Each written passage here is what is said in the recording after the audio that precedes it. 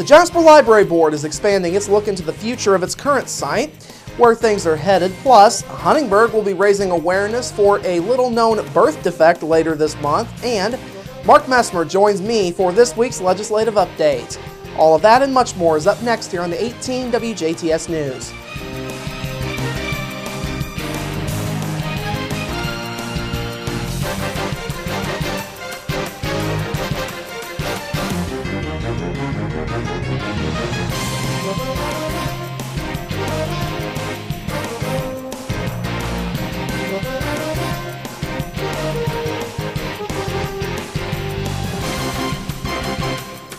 Hello, I'm Bradford Raths. We begin with local connections to an Indianapolis area drug bust earlier this week. Federal authorities say 30-year-old Amanda Dill of DuBois was among 14 people arrested on gun or drug-related charges in the three-county bust. Dill is facing charges for methamphetamine distribution. Now, the bust originated early Wednesday morning when federal agents, along with state and local police, served arrest warrants in Marion, Morgan, and Vigo counties. In all, 24 firearms and 13 pounds of methamphetamine were seized in the bust. In a news release, United States Attorney for the Southern Indiana District, Josh Binkler, says the operation began back in June of last year. Binkler says those involved used cell phones to coordinate the distribution of meth across most of central and southern Indiana. He says the group used coded text messages to discuss prices and quantities. Federal authorities say the operation was led by a pair of Indianapolis residents who then delivered the meth to others in Martinsville, Mooresville, and Terre Haute for distribution across the area. Minkler says methamphetamine is still a major problem that needs to be addressed by law enforcement. Meanwhile, Assistant U.S. Attorney Matthew Lasher says Dill and the others all face decades-long prison sentences should they be convicted. The Jasper Library Board will expand its efforts to see if the current library site would be viable for a future building. Last night, the board held a lengthy discussion about the current site. Several board members stated their concerns about whether a potential building on the current site would need to be 1 or 2 stories, along with various parking areas and how much surrounding property may need to be purchased.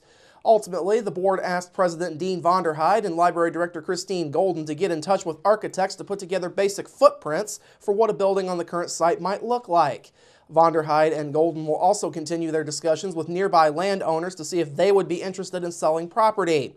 Golden says looking into the current site is part of the due diligence needed to make an informed decision on the future. She says early discussions with landowners have been positive. You know, it's been very receptive. Every single one of them I've talked to, and a couple of them have talked to the board members. All of them have, expressed willingness to be a part of the sale and to be a part of, a project moving forward. Of course, efforts to see how feasible the former Hoosier Desk building would be for a future site are still ongoing. Golden told the board that Phase 1 of that study was set to get underway today. Golden says Phase 1 is more of a walkthrough of the building before closer inspection of it is done in Phase 2. Phase 2 will take several weeks to complete. The board is still working to put an option together in time for a referendum in the 2016 election. April 19th will be a special day for the city of Huntingburg. Last night, the Huntingburg City Council declared the 19th as Congenital Diaphragmatic Hernia Awareness Day. CDH occurs when the diaphragm, which regulates your lungs' ability to inhale or exhale, does not completely form or close during the first trimester of pregnancy. The opening causes abdominal organs to wind up in your chest, which inhibits lung growth. Huntingburg Mayor Denny Spinner says he was approached by city resident Tasha Hayes earlier this year.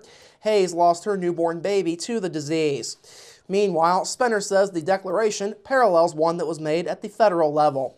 It is something that the Congress passed in 2014, officially recognizing this day as a day of awareness for CDH. So based on the fact that we had a citizen approach us, and there are folks and family in our community that are affected by this disease and this birth defect, it was felt appropriate to go ahead and support their cause and declare April 19th as a day of awareness for the congenital diaphragmatic hernia condition. Spinner says about half of the babies who are born with the defect do not survive.